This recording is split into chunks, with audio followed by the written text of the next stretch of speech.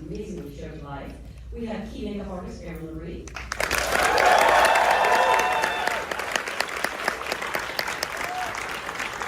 Also joining us is hair department head Cindy Wells. Costume designer Daniel Salon.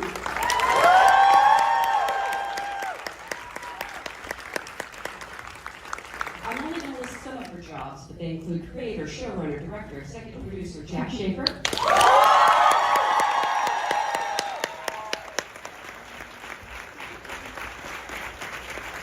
And just everybody's favorite everything. Please welcome Kathryn Hahn.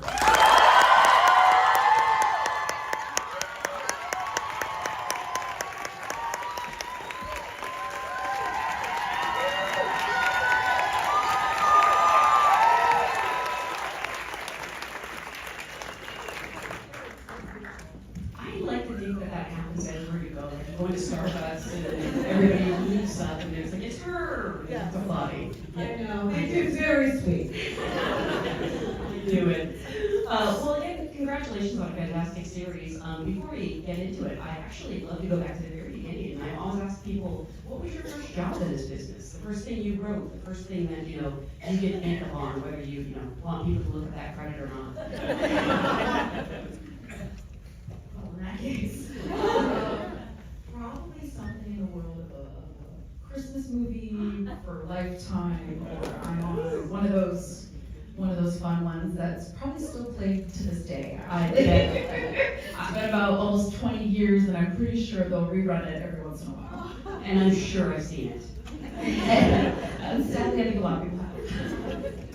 An unknown band music video. Element Hamilton's Casseroleless. Did they remain unknown? I'm sorry. Did they remain unknown, this band? Yeah, I don't even know where they are. The first costume I ever designed and built was, I was a human-sized green bell pepper. And I wore it in the parade in my hometown. Not kidding, maybe somewhere. Why? It's a great question. So much. I was a set PA in New York on a Jenny McCarthy movie.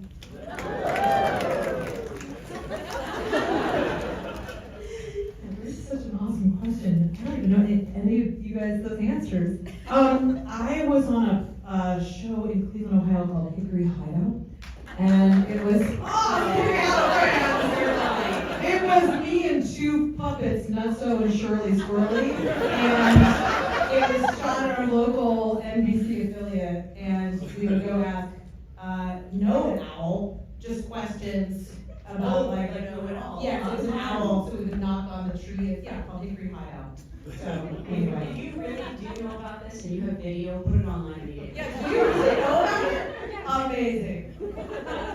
Nutso and Shirley. Well, again, congratulations on a fantastic series. And I also have to be with Jack because you had such success creating and showrunning WandaVision, but I don't think the plan was always to spin off Agatha All Along series. Did that sort of come about as a response to the character? 100%. Yeah, no, it was not the plan at all. I mean, WandaVision was a surprise kind of in every way. Yeah, it was sort of like a rocket that was launched that we were like hanging on to, and which was so thrilling. And then I was invited back to develop things for Marvel, and we weren't really sure, like it was going to be a TV show, but what it was going to be was kind of a question. And everything I developed involved Agatha. Like it would be like, oh yeah, the character's here, and then whoops, here comes Agatha. And so Kevin at Feige at one point was like, should we focus on a show about her? Yes, sir. Kathryn, at what point did they sort of tell you they were developing this, and what was your response? I mean, it was, I guess it was the summer after we aired. I was shooting Glass Onion in, I think we were in, it was so fun. And then they called, Lou Esposito from Marvel called to tell me, and I mean, this was, like you said, not in the, I had no idea that this, I was hoping that we would work together on something. Yes. Yes, but this was beyond anything I could possibly imagine. I mean, going back to the beginning, when you were originally approached about WandaVision, what appealed to you about the character? Oh, she's a witch. Yeah. Like on green? Yes, I mean, of course, I feel like it's all led to this. I feel like a lot of us can identify with that. Okay, who here has tried to cast a spell? Did it work? Did it work? Any of you? Let me know. Just curious, why do you think this people responded so strongly to this character? I have my own theories, but. Is that to me? Yeah, actually, I mean, I mean, so we wrote her as needing to sort of fit the trope of the nosy neighbor, like the sort of Mrs. Roper and like that sort of, Rhoda thing, which everyone falls in love with that character already. But then there was gonna be this big reveal that she was a centuries old witch with like all this power, and it was like all sort of teeth and hair and wardrobe. And Kathryn obviously is the lone performer who can occupy both spaces with equal verve. And I just thought, I think that it was irresistible to people. And then of course she had her own bop. Yeah. So I think that really helped. And then you gave her another one that I've been humming all day. Oh my gosh. Also, she's just written so. I mean, in the comics, she really doesn't. It's hard to like thread and harvest through the comics, and so the way that she was written is so delicious and so perfect, and also just weirdly like I feel like so much of my life has been playing those best friend parts or the neighbor parts, so it really that felt like very natural. So to be able then to have that was just couldn't believe that it was happening. Were you surprised that people were rooting for her? She became this anti-heroine because I mean she did kill a dog. I mean, she's a big no-no, and yet we're still on their side. I love that point, yeah. Yeah, in screenwriting, they're like, this is how, oh my gosh, I see a boner t-shirt. Wait,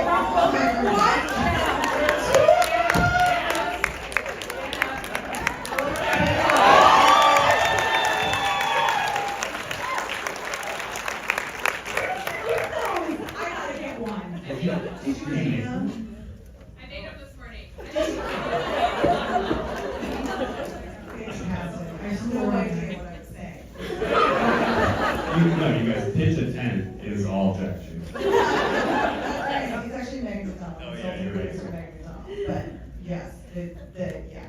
Amazing. So impressed. We were talking about just this idea that you did the opposite of Save the Cat. You killed the Oh, dog. yes. That you like that's how you make a villain is you have to kill an animal, and we were like, challenge accepted. Although in fairness, if we learned Mark did it. Yes. Technically. You can blame everything on Mr. Bone. This show is so many things at once. It's so funny and poignant. It's musical, this episode. And I really love that in this episode in particular, you see these characters coming together. And much like with WandaVision, you surround yourself with these wonderful supporting characters. I mean, where did you even begin? Did you have like this pipe dream, I want to work with Patty LaHone, and then next thing you know, she's there? I mean, doesn't everyone, like, aren't we all told? I mean, Patty came to the project quite late, and I still can't believe it happened at all. We wanted to create a coven for Agatha because it was kind of the earliest idea that would sort of give us the longest runway for her character, was to put her in a situation where she had to like involve herself in sisterhood. And so we set about to create, pulling characters from the comics and then making them our own, and then casting really exciting talent. And I think Patty was the last. I think she was the last that we cast because she was like on the list, but I don't even think anyone talked to her because we were like, well, Patty LaHone's not going to come and do a Marvel show, and she did. I thought you were joking. I was so stunned. Yeah, we were all in. Were you at all intimidated to stay in front of three-time Tony winner Patty? It's like good luck. I think because it was Patty LaHone, it was kind of like, oh, you know what, no one can, I mean, there's nothing we can do but just stay. She's amazing. So fantastic. I'm going to the artisans about creating the looks for these characters. It's really.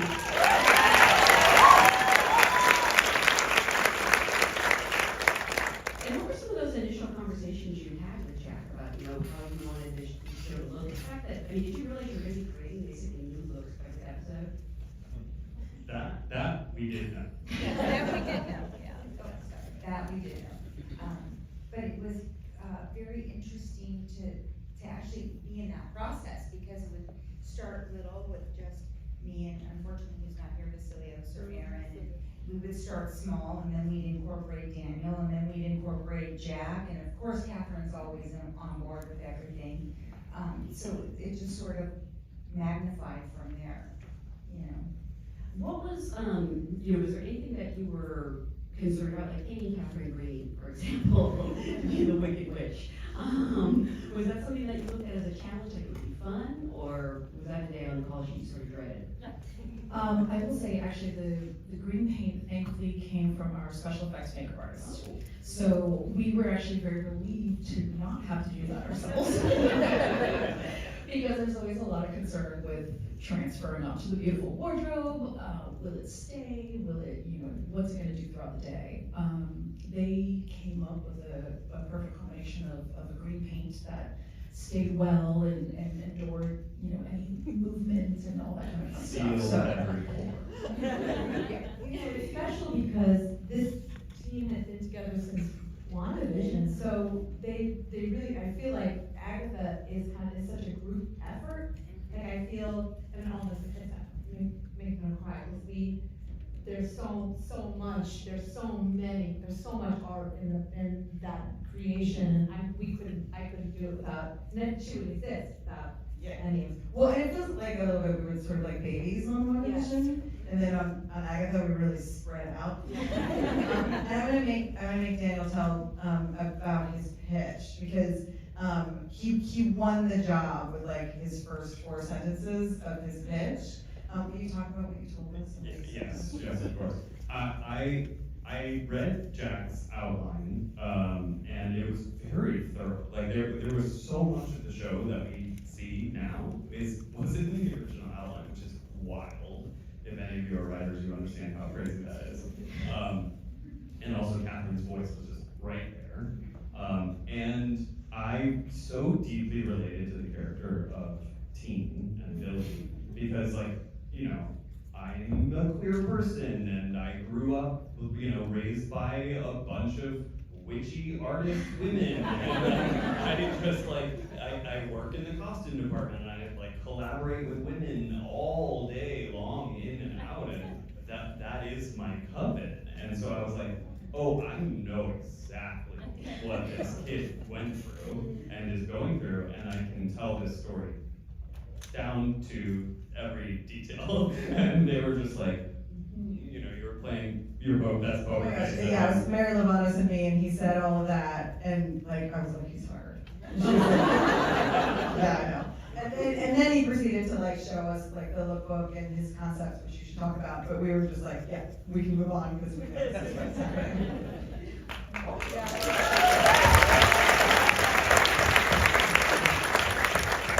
What were like the initial conversations you had with each of your department heads over, you know, getting everyone kind of on a cohesive page together?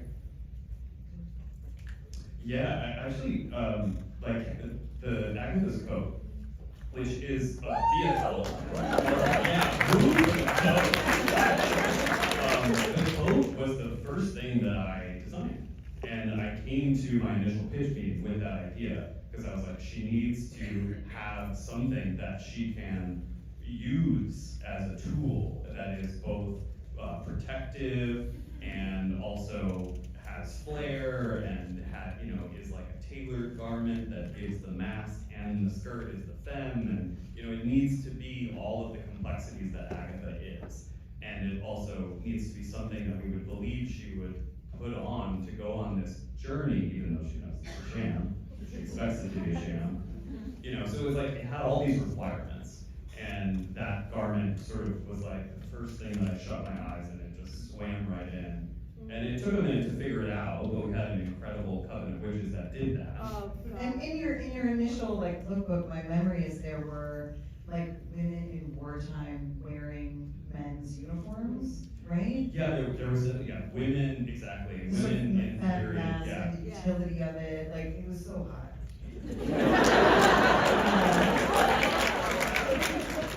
Inside. Be honest, did you keep the coat? No, I have not been offered the coat.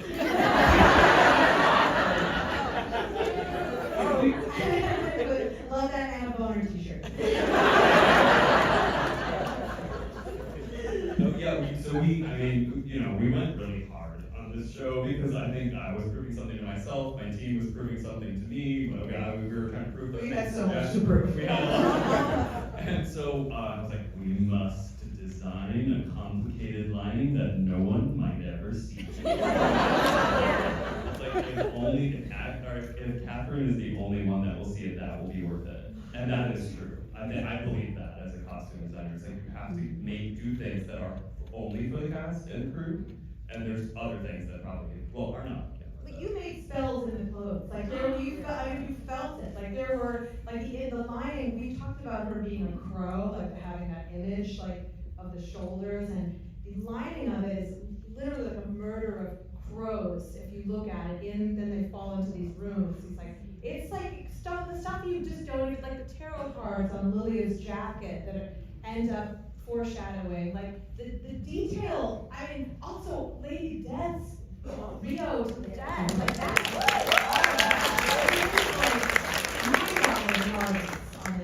on this show. Cindy, what were some of your biggest challenges? Because you're not just creating looks for these characters, you're doing it in different time periods and different characters that they become. Where did you even start? Yeah, I don't even know. You kind of jump in, you know the character, and you know where they want to be, and then sometimes you just have to throw it at them, and then they sort of embody it. It's a little more complicated. It's hard to explain because it's sort of like work in progress. You're like, okay, well, what about this? Are we kind of nearing this, or no, that's not. She wouldn't do that, or it's very much So it's like a collaboration with the actors. huge collaboration. Yeah. Since what? I mean, different hair, like it's almost like we can have finished sentences because we're like, we know exactly. Yeah.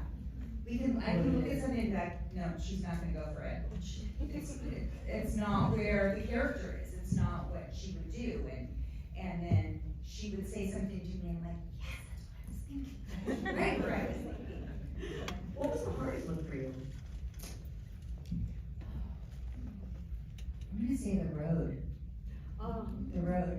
There was, tons of extensions in there and trying to make it look big, but yet not, and small in areas, because we didn't want to mimic the Salem 7 too much in the shape, and then we had to stay away from Lilia's hair.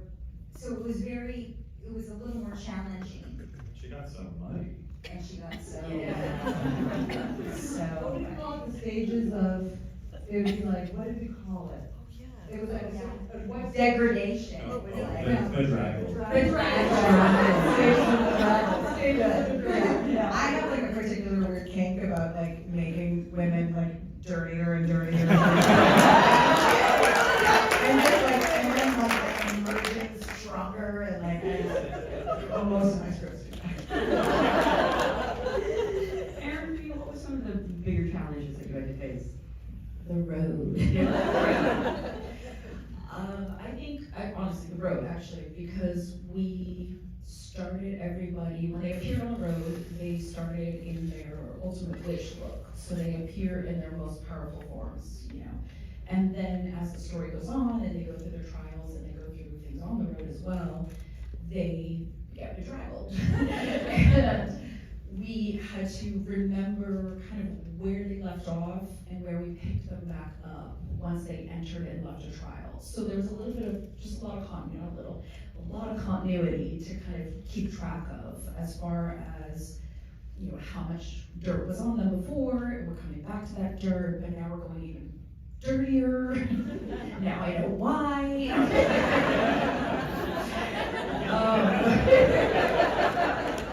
It's all making sense. but that also gives a lot of really fun opportunities to play with the looks. Sashir, I think I made like 3 different sets of nails for Sashir. The nail journey was so spectacular. The nails. Well, and because, I mean, we joke about the bedraggle, but it really, you know, the looks that they all show up in are like, in a way, fraudulent. Like, it's what these women are projecting about themselves. There's some truth to it, but it's, they have to go through these trials and go through their arcs. And it was, I think it was Sashir's idea to like, she wanted the acrylics, but then the idea of breaking the acrylics down over the course of the journey. I loved watching that. And like, there was so much thought put into the phases of them. It's one of my favorite details. Can we talk about makeup? Can we talk about smearing the... You want to talk about the mud? The pudding. The pudding out of the bag. Just chocolate pudding all over my face.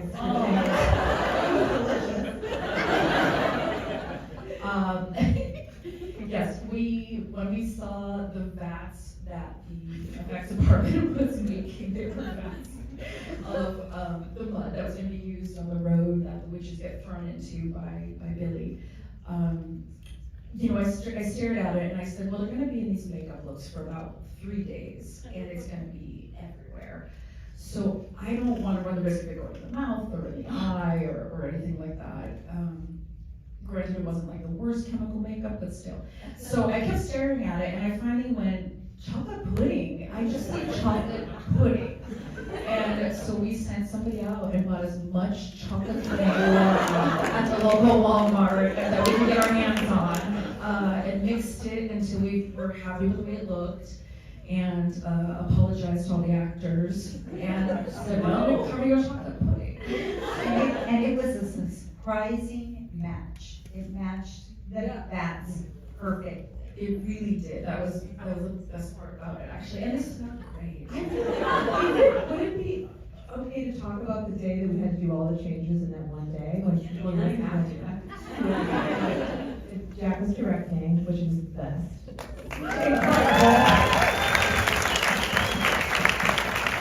So originally, it was an early idea that we would see Agatha cycle through her looks. That in coming out of this spell, that she would cycle through all of them and end up naked once again. Back to my kinks. But this was prior to our commitment that we were going to take the show practical. So originally it was going to be a whole CG thing, and it was going to swirl around her. It was very exciting. And then we decided we were really going to commit to the show as practical. It was our idea that we would lean practical, and then Kevin Feige got like a hold of it and was like, it's all practical. And we were like, oh no. So then we had to do the transformation, and it was all in one day. Wow. And you know, the AD department, bless them, I think they were doubtful. Yeah. And the response from this team was, oh, really? And so the Challenging. yeah. And so at first it started with timing out the looks, right? And we didn't do it chronologically because it was about Right. the timing. Yeah, you all talk about that. Well, I remember Cindy and Dee like really calculating, we had to calculate to the minute how long it took to change between each hair makeup change. And from there, the costumes actually were a little bit easier, so we prioritized the hair makeup change, and so we did it in the order based on that. Lined up nails. For every era. Well, and with the other piece of the wardrobe is, so while she was changing over, I would use a body double. And so we had to have like doubles for That's right. the There's like body one double moment when there's with some the legs. legs. Yeah. And we did some hand stuff and insert stuff. And so that was the other thing, is the scheduling of it was like, what can I shoot when we don't have our number one? She's the only one in the scene. So it was, yeah, But it was like NASCAR pit. I love that. I would go up and get like my tire stripped. It was But we was like an old school or something. It's like, yeah. So we were in this classroom, we kind of like took over the space. It was the most fun day. It felt like we were doing theater, like like we had fast changes. Yeah. Like it was so fun, and we hadn't really had a chance to like revisit those looks since WandaVision, so it all felt very like, cannot believe we're freaking doing this in this context with all of this road ahead of us. It was a pretty special day. We all tried, we got it. We got in the beginning, so we really like, were just, visiting this whole show, and we got to do it, early on. Yeah. It was really fun to sort of set the tone and explode out of it.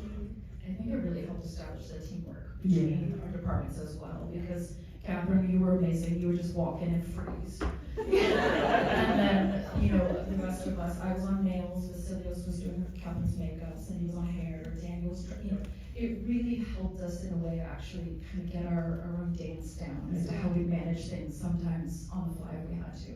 So he was like, we need the lips, we need the lips. Now that you've got these quick changes down, you know what you really need to do is host Saturday Night Live. How many?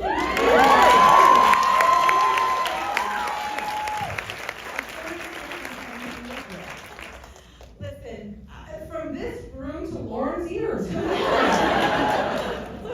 Anyone have connection voters? I do want to talk some more about this amazing cast, because the camaraderie between you all is so fantastic. We really see it falling into place here.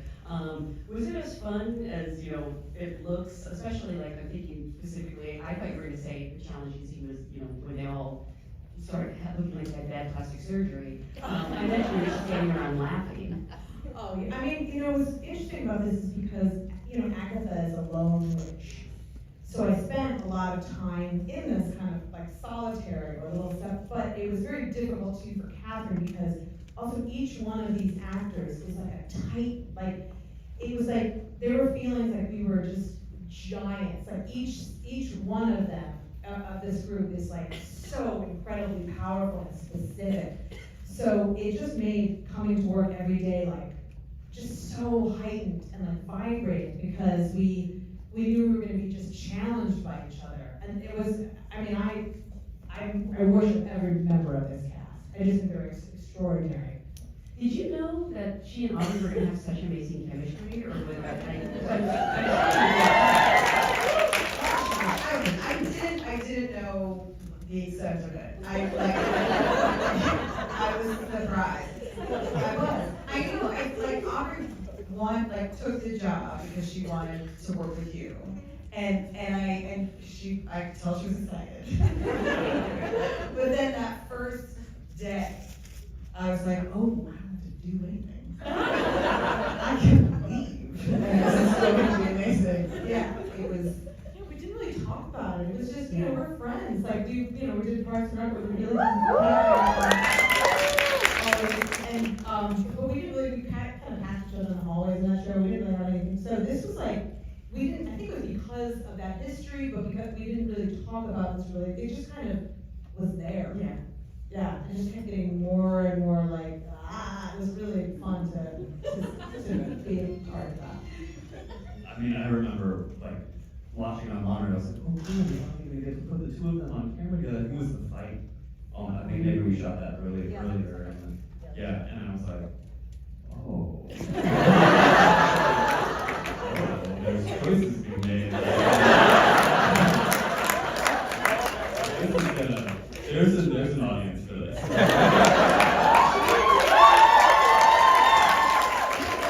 Episode, I remember, we're like, this is the episode where we have the full-on musical number, and we got a demon, and we got fire, and then I remember seeing an early cut, and everybody's like, oh, it's just about two ladies who almost kissed. That's the synopsis of the episode. You played so many iconic roles, but Agatha really does strike a certain chord with people. What is it like, what do people come up and want to say to you or talk to you about, Well, it's funny, I was laughing at the beginning because usually people are like, do we go to high school together? Still, I don't know, but how do I know you?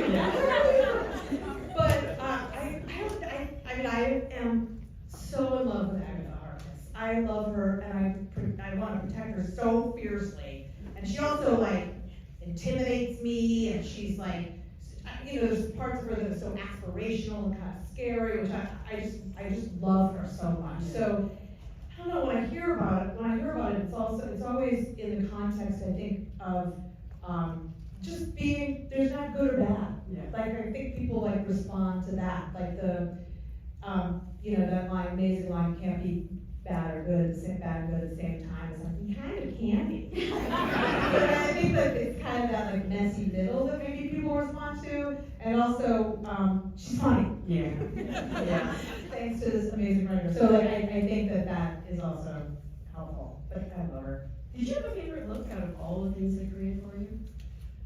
I mean, I think that jacket, the Yeah. road coat, is still, and putting that on for the first time with everybody that had made it and put their hands on it, came out to see their work, like, it was one of the most magical moments I've had, as a performer. There are many on this show.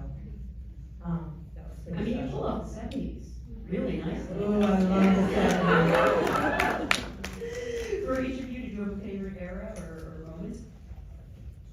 God, there are so many. It's really hard to pick. I think I really liked getting finally go to the sort of dark, sinister place that Lady Death inhabits in the battle in episode 8, or when we reveal her final form. I mean, the show was just a dream job for me. It was such a gift. It was like I was being handed I was like, this is the last job I ever had. I'm happy, and it's okay, because I got to do every single thing I ever wanted. Thank you. So the leather Lady Death sort of like evil Erte 20s cocoon situation was really did it for me. I think goes to Agatha. I love those Agatha. You know, because it was so, it was like almost like so unknown. We weren't sure how it was all gonna piece together, and well, Kathryn is amazing to work with as a hairdresser, please. You put a wig on her and she embodies the character instantaneously. And I love a wig. so it was really fun to finally set it on her, and it just, she just became. It gives you hope when you die, you get great hair. I can't wait for my hair to be like, if I could, I would let it, I love it so much. That wig was so stunning. It was fantastic. Thank you, Natasha Leda, for that beautiful wig. Erin? I'm kind of the same boat as Daniel, where I think we enjoyed creating looks for every time period, every part of the road. It was, as far as makeup goes, it was a dream as well. I mean, truly, I was just saying this to Jack upstairs, where it was probably one of the hardest challenges to wrap your brain around a new look, as frequently as we did, but it was also a big artist dream, because we did as many things as we could pull out of the bag on a daily basis, and again, went from nails to foot dirt to glitter to you name it. So time period wise, I honestly don't know. I think the original witch looks were one of my favorite, because we really helping to bring those characters to life and give them their own identities through makeup, tied in with hair and tied in with costume. I think was the favorite part, was giving them their own identities with their own looks. But that being said, Death was also one of my favorite looks too, I will say. I used black glitter. I need to add on Kathryn in the 1940s in the montage. One of those, that was another one of those days where we went through like major period changes. In one day. That was in one day. Yeah. In a trailer in the forest. In the Yeah. forest. Amazing, you guys. In the woods. Jack, you now set the bar so high by, for Marvel having 2 best series. And I know that you said that you're not necessarily a comic book person or a superhero person, but why do you think you've been able to tell these stories in a way that transcends all of that? I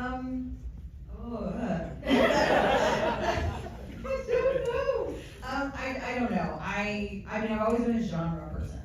I love allegory, and these stories are, for me, it's a conversation about women and power. And so it's always if I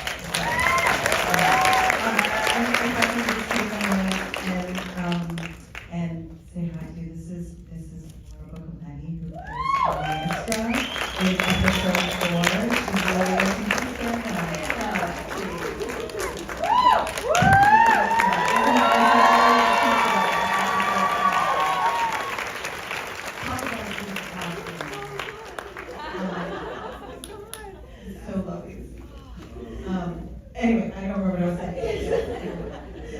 Well, again, if everyone can stay seated, I actually have to get to another event, so, I would really appreciate it.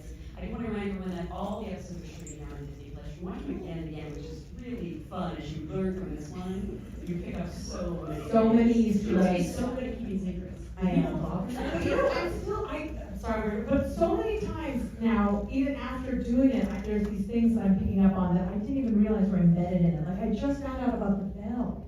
That Nikki steals the bell that I use. No!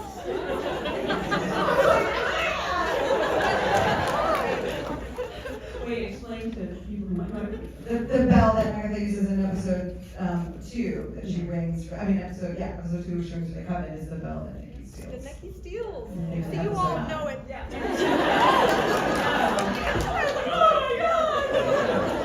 Wait, who told you? Like, did you go on Reddit or something? She's on Reddit. I'm on Reddit all the time. You're not, I can't even get you on Instagram. I'm trying to. No, I am.